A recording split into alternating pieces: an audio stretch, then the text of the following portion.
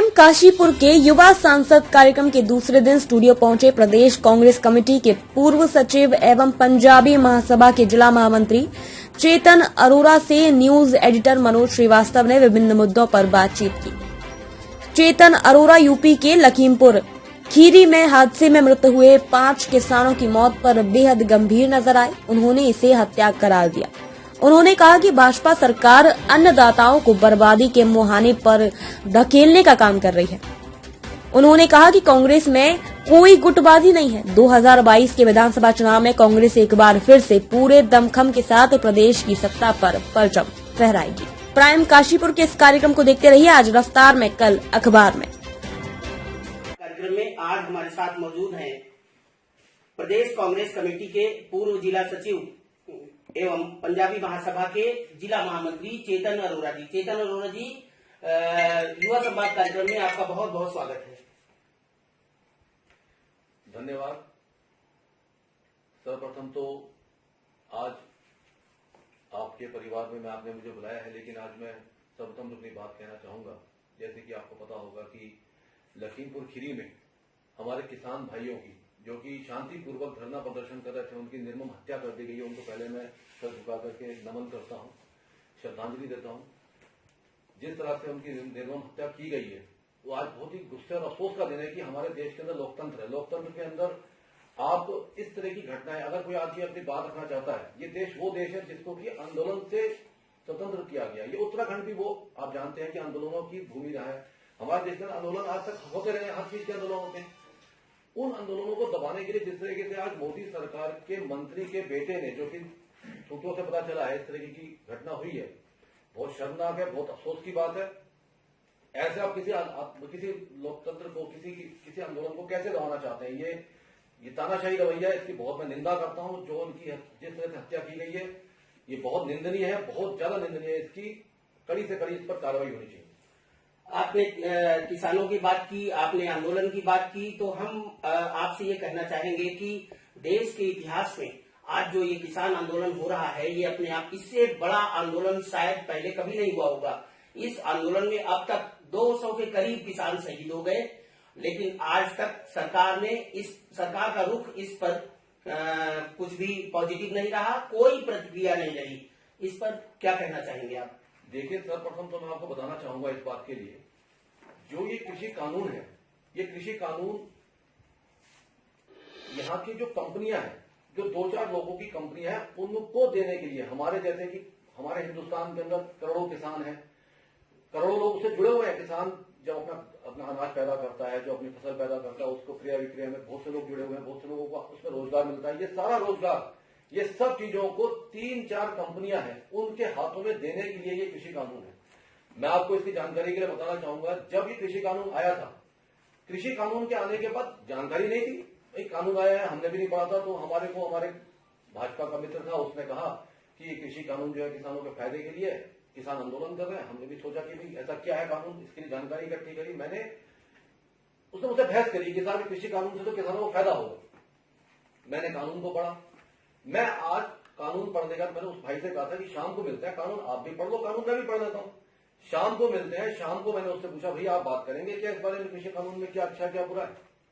मैं आज डंके की चोट पर कहना चाहता हूं, कोई भी भाजपा का नेता जो इस कृषि कानून के अंदर किसानों को लाभ होने की एक चीज बता दे, ये पूरी तरह से कंपनियों को पूरा का पूरा यह जो कृषि क्षेत्र है, कृषि क्षेत्र की जो चीजें कंपनियों को दे देने की तैयारी की जा रही है, जिससे कि उन लोगों को फायदा होगा और हमारे हिंदुस्तान की कृषि और उससे जुड़ी हुई सारी चीजें उनके अधीन हो जाएंगी। आपकी बात से मैं सहमत हूं, लेकिन ये आप बताइए कि संयुक्त किसान मोर्चा के साथ सारी लेफ्ट पार्टियां कृषि बिल के विरोध में बॉर्डर पर डटी हुई हैं पिछले लगभग 1 वर्ष के करीब से। तो आप अपने आप को कहां कमजोर पाते हैं? नहीं, देखिए, हम कमजोर नहीं है। जब देश के अंदर तानाशाही होती है, जब देश के अंदर ऐसे हुक्मरान बैठे होते हैं जो आपकी बात को नहीं सुनते, तो हम लोग आंदोलन कर सकते हैं। देखिए, ये लोकतंत्र, मैं आपको पहले बोल चुका हूं, लोकतांत्रिक देश है, यहाँ लोकतंत्र है। लोकतंत्र के अंदर आंदोलन करना ही एकमात्र रास्ता होता है अपनी बात को रखने के लिए। अगर कोई तानाशाही रवैये से हमारे देश के ऊपर कोई कानून थोपना चाहता है, चाहे वो कोई भी हो, चाहे सरकार हो, कोई हो, वो सरकार अगर कानून थोपना चाहती है तो उस कानून से अपने देश को बचाने के लिए, उस देश की अर्थव्यवस्था को बचाने के लिए, देश के कृषि को बचाने के लिए, देश की किसानों को बचाने के लिए आंदोलन एक रास्ता होता है। उस आंदोलन में कांग्रेस भी बढ़ चढ़ के हिस्सा लेती है और उनका साथ है। और हमारे नेता राहुल गांधी जी, उनका साफ साफ कहना है कि हम किसी भी हद तक चले जाए, हम किसानों के साथ रहेंगे। हम किसानों के साथ थे, किसानों के साथ हैं और किसानों के साथ रहेंगे। आज पंजाब की कंडीशन आप देख रहे हैं, राजस्थान की कंडीशन देख रहे हैं आप, हमारे यहाँ उत्तराखंड की स्थिति देख रहे हैं आप मानते हैं कि क्या कांग्रेस में वैचारिक मतभेद है? देखिए, हमारे यहाँ पर मतभेद होना एक आम बात है। देखिए, मतभेद होते हैं एक परिवार के अंदर। अगर आप परिवार में 4 लोग होंगे तो 4 के 4 लोग एक मत के साथ नहीं होंगे, लेकिन हमारे मतभेद नहीं है। अगर मान लीजिए, देखिए हमारी पार्टी ने आज तक, अब चाहे पंजाब की बात हो, पंजाब में कैप्टन साहब को इतना कुछ दिया, आप देखिए उनको किस किस पद पे रहा, उन्हें मुख्यमंत्री बनाया। अब जब पूरी पंजाब के विधायक उनके खिलाफ है, सब कुछ उनके खिलाफ था, तो फिर मजबूरन वहां कदम उठाना पड़ा आपने। इसके अलावा उत्तराखंड के अंदर, लेकिन उत्तराखंड में आप एक बिल्कुल गलत फहमी ना बोले, हमारे उत्तराखंड में कोई गुटबाजी नहीं है।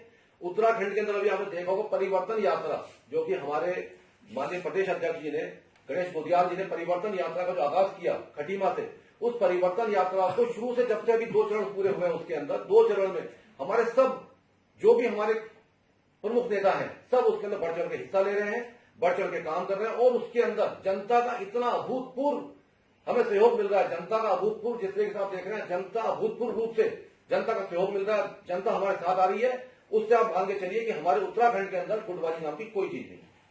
प्रदेश में काशीपुर विधानसभा सीट इस समय सुर्खियों में है। पिछले 20 वर्षों से कांग्रेस लगातार यहाँ पराजय का मुंह देख रही है, चाहे वो निकाय चुनाव रहे हो या चाहे वो एमएलए के चुनाव रहे हो। तो आखिर ये हार का कारण क्या है? अगर गुटबाजी नहीं है तो हार का कारण क्या है, और इसकी भरपाई कैसे, किस तरीके से की जा सकती है? देखिए, जब कोई इलेक्शन होता है तो कोई हारता है, कोई जीतता है।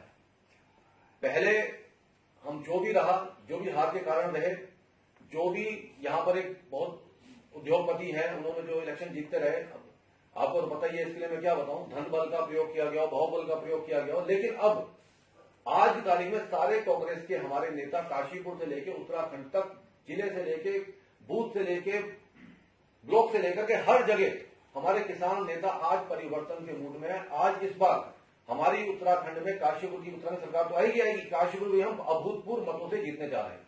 तो आप मानते हैं कि 2022 का चुनाव आप इस बार जीत रहे हैं? निश्चित तौर पर हम 2022 का चुनाव हम निश्चित तौर पर जीत रहे हैं। हमारे उत्तराखंड के अंदर हर नेता, हर कार्यकर्ता से लेकर हर आदमी इस बार पूरे जी जान से जुटा हुआ है। और भाजपा की, क्योंकि आपको मैं बताऊं इस बात के लिए, भाजपा ने पूरे 5 साल में मुख्यमंत्री बदलने का कोई काम तो किया नहीं। उनका एक विकास कार्य मुझे बता दीजिए। हम अपने काशीपुर को ही ले लेते हैं, आप अपने काशीपुर को ले लीजिए। काशीपुर के अंदर एक 5 वर्षीय योजना जो इन्होंने ये फ्लाईओवर बना रहे हैं, जिससे कि आपको पता होगा कि वहां के आसपास का दुकानदार बर्बाद हो गया। देखिए, मैं भी एक व्यापारिक पृष्ठभूमि से आता हूं तो बताऊं इस बात के लिए कि जितने भी वहां दुकानदार हैं, जिनकी दुकानें वहां पर हैं, आज तारीख उन दुकानों को शटर बंद किए 3-3, 4-4 साल हो गए। आप सोचिए उन लोगों को क्या हाल हो गया होगा। उसके अलावा आज की तारीख में आप काशीपुर का रश आवर जिसको बोलते हैं, जिस तरह रश आवर होते हैं, उस समय आप चाह के दिखा दीजिए, शहर पूरी तरह से जाम से त्रस्त है। क्यों? क्योंकि काशीपुर को 2 हिस्सों बांट दिया गया है। अगर आपको क्रॉस करके दूसरे हिस्से में जाना है तो आप सोच भी नहीं सकते दिन के टाइम आप जा पाएंगे। आप इतने बड़े जाम में फंसते हैं। क्या यही विकास कार्य है? आप मुझे बताइए, 5 साल में ये फ्लाईओवर नहीं बना, ये जिसका कि मैक्सिमम टू मैक्सिमम काम 2 साल का था, 2 साल में बनकर तैयार हो जाना चाहिए था, आज 5 साल हो गए हैं, अभी तक फ्लाईओवर नहीं बना। वहां के दुकानदार बर्बाद हो गए। काशीपुर 2 हिस्सों में बट गया, काशीपुर का दुकानदार बर्बाद हो गया। काशीपुर के बाजार में आसपास के गांव के बहुत से लोग आते थे बाजार से सामान खरीदने के लिए, आज तक वो आ नहीं पाते। क्यों? क्योंकि काशीपुर के अंदर इतना भयंकर जाम, ये फ्लाईओवर की वजह से काशीपुर पूरी तरह से त्रस्त कर दिया गया। इसके अलावा अभी आपसे बात में कह रहा था, उत्तराखंड के विकास की बात कर लीजिए। भाई एक बात बताइए मेरे को, आप 4.5 साल आपने त्रिवेंद्र सिंह रावत जी को मुख्यमंत्री का पद दिया, अगर वो काम नहीं कर पाए तो आपको समझने में 4.5 साल लग गए। फिर आपने दूसरा मुख्यमंत्री बनाया, दूसरा मुख्यमंत्री बनाने के बाद आपने 2 महीने में उनको बदल दिया। क्यों? क्योंकि वो आप इलेक्शन जीतने की कंडीशन में नहीं थे। आपने आरोप लगा, आपने नाम दे दिया इस बात के लिए कि साहब अब जो इलेक्शन हो नहीं सकते, जबकि पहले इलेक्शन हुआ इस तरीके से।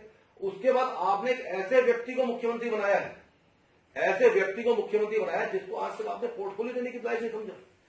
वो पिछले 10 साल से विधायक है लगभग, पहले भी विधायक थे, इस बार भी विधायक है। पहले उनको आपने कोई मंत्रालय देने के लिए इस योग्य नहीं समझा कि उनको कोई मंत्रालय दिया जाए, उन्हें कोई पोर्टफोलियो नहीं दिया गया। वो विधायक थे, विधायक के रूप में काम करता, आपने उठा के सीधे मुख्यमंत्री बना दिए। भाई आप एक बात समझिए ना, हर चीज के अंदर प्रमोशन सिस्टम होता है। अगर कोई आदमी भर्ती होता है तो भर्ती होने के बाद अगर कोई दरोगा से भर्ती होता है तो कोतवाल बनता है, कोतवाल सीओ बनता है। आपने कभी देखा कि सिर्फ दरोगा को कोतवाल सीओ बना दिया गया? विधायक है, उनका कोई आपने आगे यूज नहीं किया, वो इतने लायक थे तो आपने पहले यूज क्यों नहीं करा? 5 साल आपकी अभी अब आपकी जो 3-4 महीने रह गए हैं उस समय आपने उनको मुख्यमंत्री बना के कह रहे हैं बहुत अच्छे बल्लेबाज है। अरे भैया बल्लेबाजी नाइट कोचमैन है, ये इनके पास कोई रास्ता नहीं था इसलिए इनको आगे लगा। चेतन जी एक आखिरी सवाल आपसे, और आपकी पार्टी ये कहती है कि एनडी तिवारी के कार्यकाल में उत्तराखंड में विकास हुआ, उसके बाद से विकास यहाँ ठप है, और आज जो देखा जा रहा है वो तिवारी कार्यकाल का विकास है। आपका क्या कहना है इस बारे में? देखिए, तिवारी जी एक बहुत विकास पुरुष थे। तिवारी जी ने जो विकास कार्य किए वाकई में देखिए उनके पास एक दृष्टि थी, उन्होंने उस दृष्टि के हिसाब से विकास कार्य किया, ऐसा नहीं है। उसके बाद हरीश रावत जी की सरकार बनी, बहुगुणा जी की सरकार बनी, बहुत से विकास कार्य हुए। आप इससे बड़ी बात क्या लगाएंगे? हमारे देश में, हमारे उत्तराखंड में एक आपदा आई, 2012 में एक आपदा आई, 2011-12 में एक आपदा आई केदारनाथ जी में। यहां के पूर्व मुख्यमंत्री जो थे भाजपा को, उन्होंने कहा कि उत्तराखंड को अपने पैरों पर खड़े होने के लिए 10 साल या 5 साल लगे, 7-8 साल लगेंगे।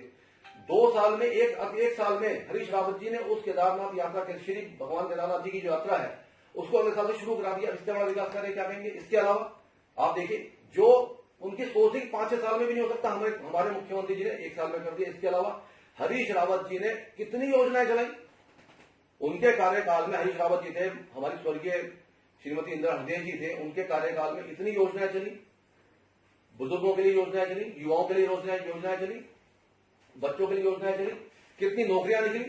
अब आप देखिए ना, भाजपा सरकार के मुख्यमंत्री ने कहा, एक ने कहा कि भैया हमने कुछ लाख नौकरियां दी। दूसरे आए मुख्यमंत्री, उन्होंने कहा कि हमने 22-23 हजार 25 हजार नौकरियां दी हैं। तीसरे ने कहा था कि भाई 8-10 हजार 12-15 हजार नौकरियां हैं। आप देखिए कि ये सब बचकानी बातें हैं। इन लोगों को सिर्फ बोलना आता है, भाषण देना आता है, काम इनका जमीन पर कुछ नहीं है। आपने मुझसे पूछा कि तिवारी जी ने जो कार्य किए, तिवारी जी ने बहुत अच्छे कार्य किए। उसके बाद जो हमारी सरकार अगली आई थी उसमें भी आप देखिए कितनी नौकरियां लगी, कितने लोगों की पेंशन लगी, कितने लोगों को रोजगार मिला। ये हमारी हर कांग्रेस की सरकार का सिर्फ और सिर्फ विकास की दृष्टि होती है। हम लोगों की बातों, हम लोग जमीन पर काम करने वाले लोग हैं। हम खाली लोगों की भावनाओं को भड़का के, लोगों को भावनाओं से भ्रमित करके सिर्फ बातों से जीतने वाले लोग नहीं, हम काम करके जीतने वाले लोग हैं। और हमारी सरकार ने काम किया है और 2022 में निश्चित तौर पर हमारी सरकार बनने जा रही है। और हमारी सरकार बनने के बाद युवाओं को, महिलाओं को, सबको रोजगार और जो भी चीजें हैं जो बंद हो चुकी हैं, जो हरीश रावत जी ने अपनी सरकार में शुरू की थी, जिनको की बीजेपी सरकार ने रोक दिया, वो दोबारा शुरू होंगी और दोबारा से पूरा राज्य हमारा दोबारा अपनी ऊंचाइयों की तरफ जाएगा। कुल मिलाकर आप ये कहना चाह रहे हैं कि देश और प्रदेश में कांग्रेस की सरकार आने पर ही विकास संभव है। हमारे प्राइम काशीपुर के युवा संवाद कार्यक्रम में शामिल होने के लिए आपका बहुत बहुत धन्यवाद, आभार।